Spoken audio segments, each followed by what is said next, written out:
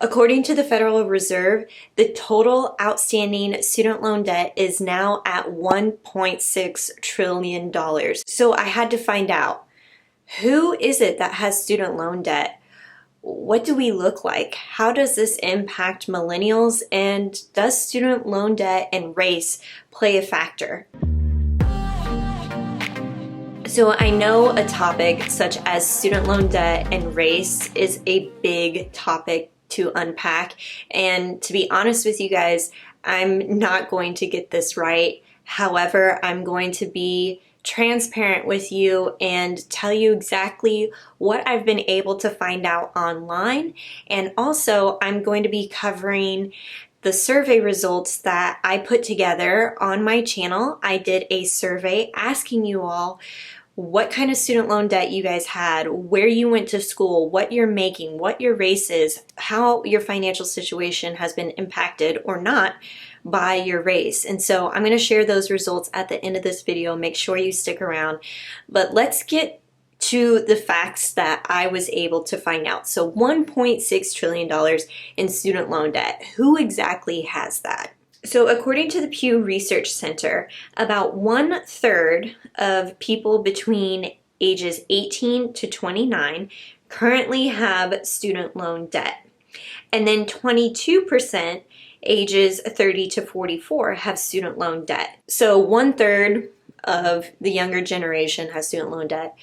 22% ages 30 to 44 have student loan debt, and I think that number is lower because this makes sense. If you're on a standard repayment plan, if you have federal student loans, chances are you're going to be paying off majority of those student loans by the time you reach age 32, 33, right? Because if you're graduating on average at the age of 22, 23, it's going to take you 10 years. So that's probably why that percentage goes down. So if a significant portion of us are borrowing money to pay for college, then what does that break down to in terms of race? So I found this really interesting fact from newamerica.org, and what they found is that 68%, nearly 68% of white people borrowed for a bachelor's degree. 84.3% of Black or African American students borrowed for a bachelor degree, 44% for Hispanic or Latino, 71.2% for Asian, 83% for American Indian or Alaska Native, 72.2% for Native Hawaiian or other Pacific Islander, and then almost 68% for more than one race. So it's clear that regardless of race, everybody is borrowing. But the race that is borrowing the most is Black or African American. And it's crazy. Like, you have 84% of Blacks borrowing with a median debt of $31,000. You'll see there too that the American Indian or Alaska Native, they're also really, really high up too, 83%. But their median debt is significantly less than Black or African American. So it had me wondering, why do Black millennials have the highest borrower percentage out of any of the other races and also have a really high median debt? So in that New America research paper, I want to read you a quote that explains why they think this is. So they say, this is likely due to the racial wealth gap where Black families have fewer resources on hand than other families. As a result, 31% of Black families have education loans compared with only 20% of white families, despite the lower college going rate for Black students than white students. So this is interesting because I think what's going on here is they're saying, yes, fewer Black students are in college than white students, and also that fewer amount of Black students are taking on more student loan debt, even though there are more white students going to school.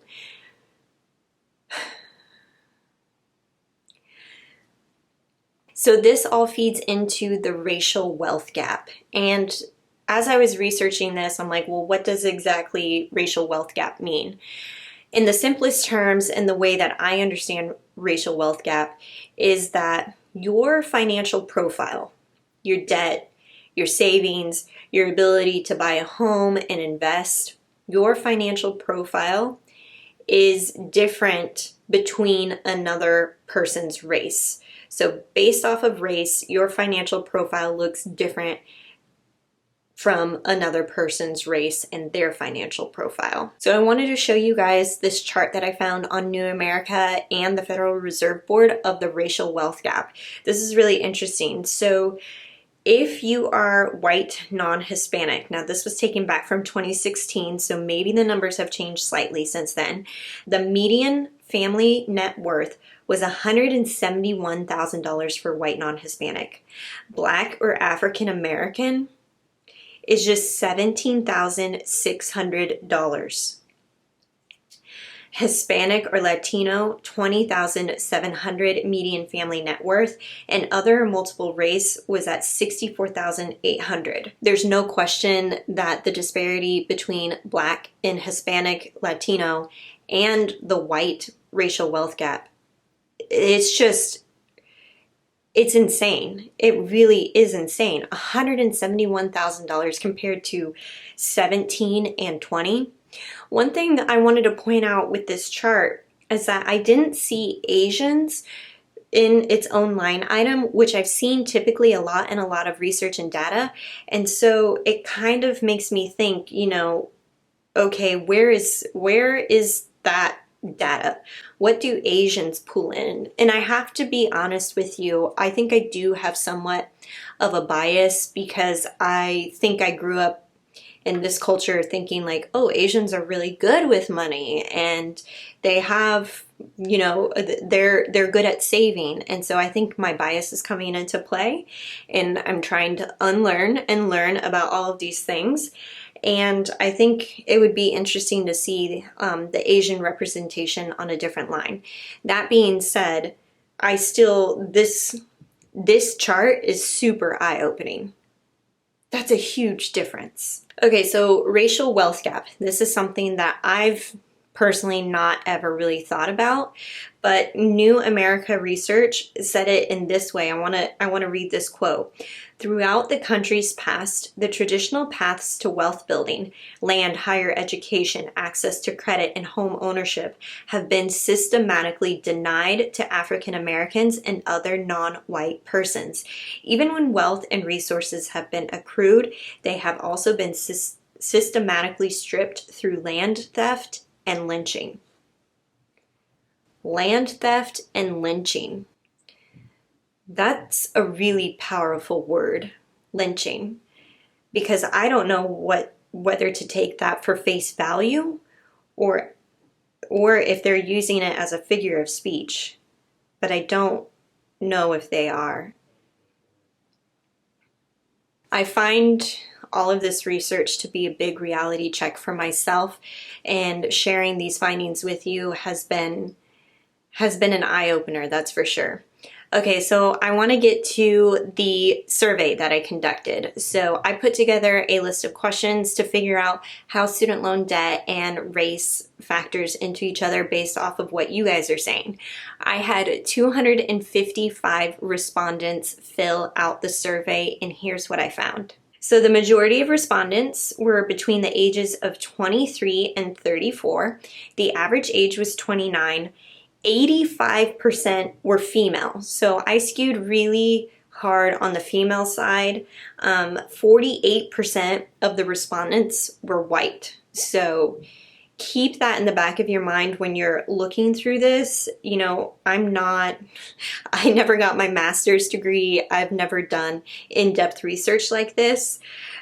So I think if I could go back and do this over, I think I would get my sample size a little bit differently so I could hear from all voices proportionately. But this is what we know. So majority are female and about half of them were white. And a majority of the respondents attended a 4-year public institution and received a bachelor's degree, and they're employed full-time. So get this, This isn't shocking to me at all, but the average amount of debt was $39,673.64, and the median student loan debt was $21,000. Now, I asked this question based off of the current debt they have now. So not what they started off with, but what they currently have, which means a lot of the respondents had already been paying on their student loan debt. So debt is still an issue despite the fact that 65% of you said that you had received scholarships to attend school.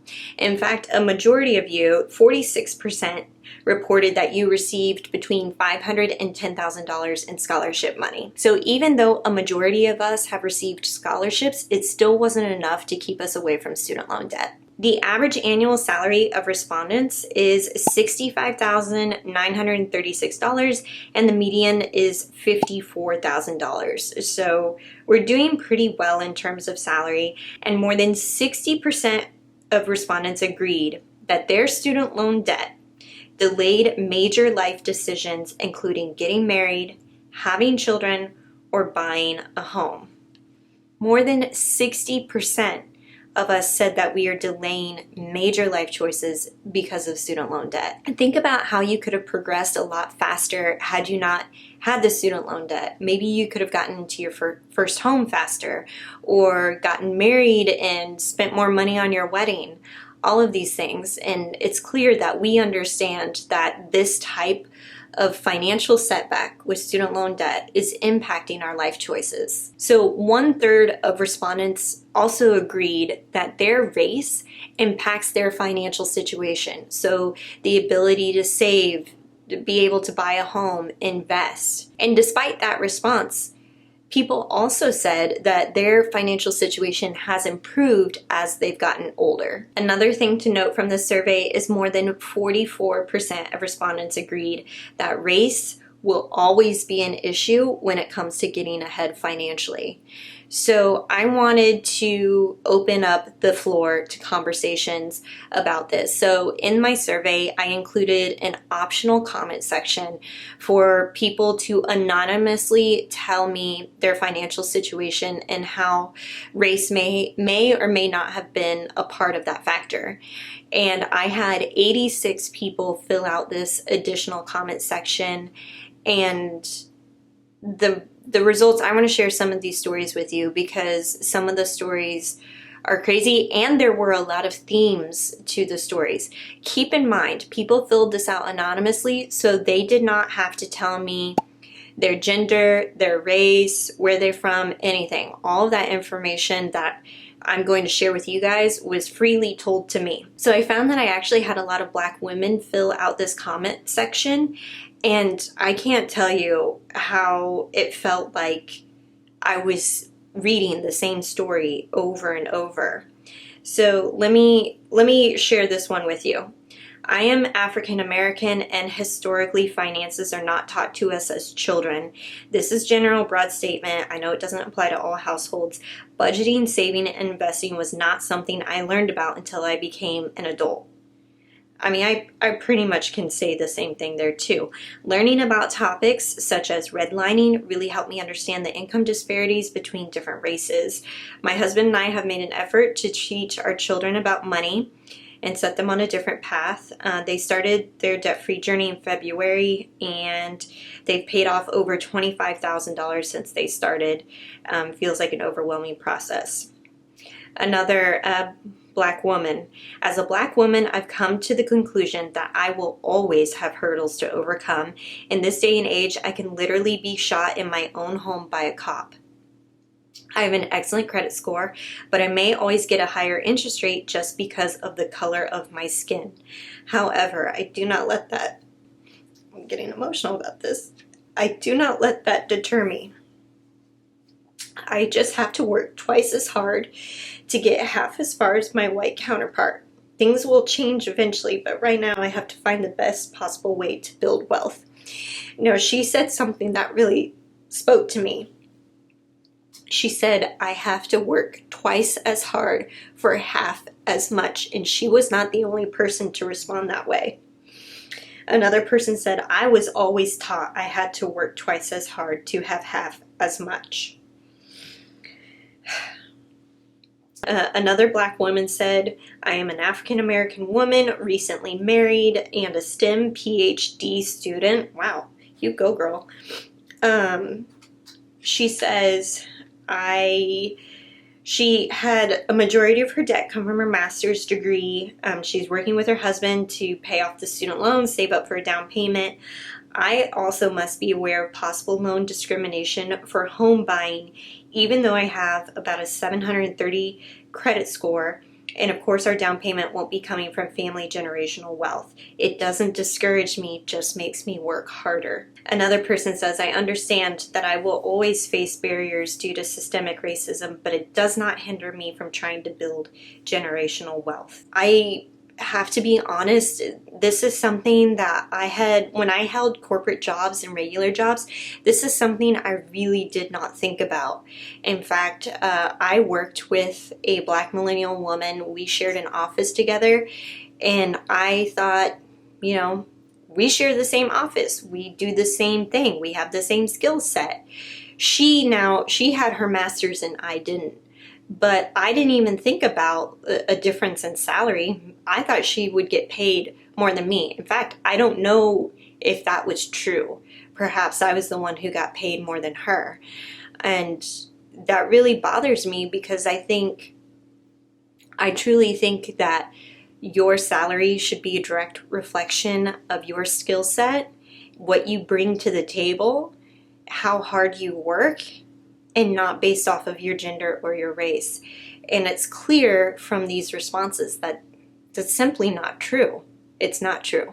So I pulled those Black stories. I wanted to also pull some white stories to show the contrast between the two. One that stuck out to me, we are both white. Neither of us had any financial support. If we were a minority, we could have had more scholarship opportunities. But because of discrimination, we could have not gotten our jobs.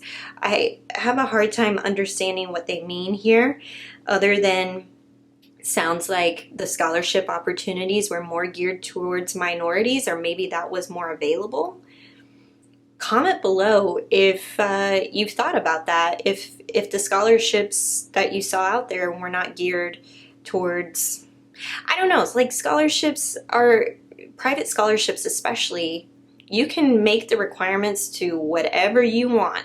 It could be an 18-year-old Hispanic woman who also is involved in Girl Scouts. And that's exactly what that scholarship is specifically for. So that I thought was really interesting. Another story, as an educated white woman, I have been afforded opportunities that many people of color have not. I've never had trouble getting jobs, and I believe it has as much to do with my skin color as with my qualifications. Another response, yes, I am white, and yes, I am male, but I have grown in my company because of the hard work that I have done and compliments that I've received while working. That is a reflection of my company that I work for. They see potential and success and reward you for that. And this next comment really spoke to me.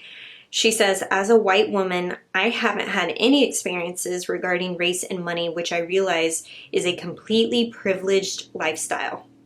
I was able to get myself to a stable, abundant place financially within 5 years of graduating college. Though I worked hard, I did not face barriers during the process and had a lot of support from my family, mentors, and opportunities at work. I am struck by the reality that others do not have the same experience and determined to do my part as I now come to a position of power and influence in society. I really could understand this person's comment because I also do feel that my race and the type of income that I received when I was working corporate jobs, I just didn't have any setbacks. I really felt like I didn't have any setbacks with that, and also I recognize that as my privilege. It's interesting to go through this exercise and see, like, holy shit, this is not true for others. This is not true for others, and I hate that. I really do hate that. I did have a comment from a first-gen Filipino person who said, you know, they felt some discrimination at a bank when they were opening up a bank with their family, a bank account with their family for the first time, and the banker was asking for all sorts of identification. There was also a really interesting comment from a first-gen Native American graduate, and they said it was their grandfather who was the one that says, hey, education is super important. We got to figure out how to make sure to get you educated, thrive in the Western world, but also make sure that you still stay a part of your Native American heritage. It's crazy. The Latina stories also were really powerful as well. I had a ton of Hispanic and Latina responses. One that I really loved: I am a Hispanic male that believes in hard work. Did I have to work harder than other white males in the same position I am in? It's possible, but so what? That doesn't mean I shouldn't work as hard as possible to get ahead. I'm not going to wait for society or the government to decide when I can get ahead. I will do everything in my power and work as hard as I can to be as successful as I can. Holy cow, man. First of all, are you single? Because my sister... she could definitely, I mean, that is a catch right there. That's a person who has a head on their shoulders. And wow, just knowing, again, going back to that theme of working twice as hard to get ahead. Another person, I'm Latina, but I'm also white presenting, have a vaguely ethnic name, so it helps me quite a bit in terms of finding jobs and opportunities. Another person said, race played a role in my experience with affording school, what field I decided to go into, and my overall view of money. The Hispanic culture I grew up in impacts money spending habits. However, cultural influences, family priorities, especially in finances, that all ties into it. For example, I grew up with my parents passing down certain aspects of the poverty mentality that we thought were normal as kids. Count out all the food and divide. Eat everything on your plate. Okay, I got cut off there, but those are the stories that I wanted to share with you. This is a big topic. Obviously, I have not unpacked every little detail, but this is what I was able to find so far. And I want to be supportive of every single voice and race that watches this channel and say that I am learning, and I am learning how to be better supportive of those voices that need to be lifted up, such as Black lives and people of color. And so I'd love to hear your thoughts on the data that I was able to pull, what other topics you'd like for me to put together in terms of money and race and how that all plays in together. I think it's a super interesting topic, especially right now with so much going on in our world. Just to let you know, I am with you, I'm thinking of you, and we're in this together. Thanks so much for watching, you guys, and I hope to see you around the channel more often.